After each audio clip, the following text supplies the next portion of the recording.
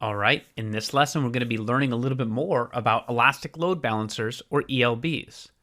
So an important thing to understand about ELBs is that they provide a single point of entry for our users. So our users don't have to look for different resources to access in case of an outage. So we can have this single point of entry be something like an IP address or a URL, a domain name, or something like that. So there's a few different ways this can look. Then we also distribute resources on the back end among what's called a resource pool. So resource pools, they can be distributed in different availability zones. This means that if we have an outage in one of our availability zones, we can still keep our application up because we have resources that are spread among multiple availability zones, which helps us achieve that high availability we talked about.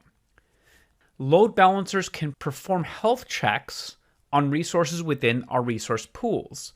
So what that means is that we can add in that fault tolerance in case we have an issue with one of our EC2 instances, and we'll see how that looks in just a moment.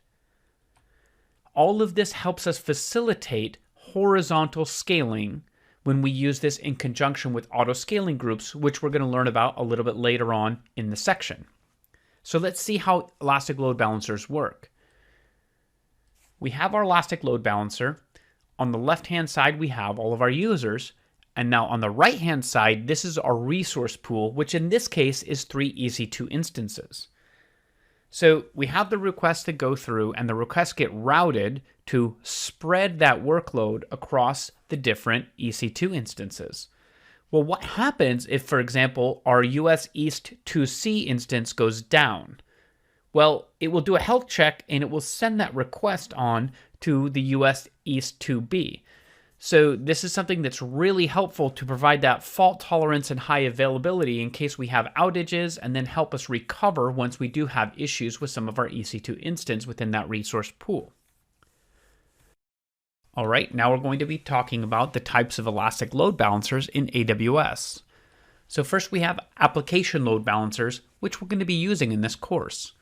They work at the application layer, or layer 7 of the OSI model, and they're used for HTTP and HTTPS type traffic. Then we have network load balancers. These work at the transport layer, or layer 4 of the OSI model, and they're capable of handling millions of requests per second.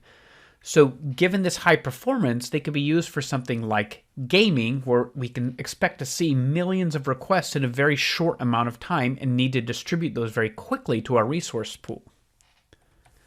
Then we have gateway load balancer. These are a little bit different. They're used to deploy and manage third-party virtual appliances, something like firewalls. Gateway load balancers aren't featured on the CCP exam in depth, so all we really need to know is that they deploy and manage third-party virtual appliances like firewalls.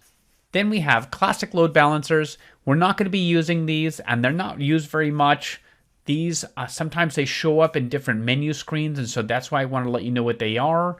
But they are basically an older type of load balancer that combines some of the features of application and network load balancers. All right, well, this wraps up elastic load balancers. Now let's move on to the ELB demonstration.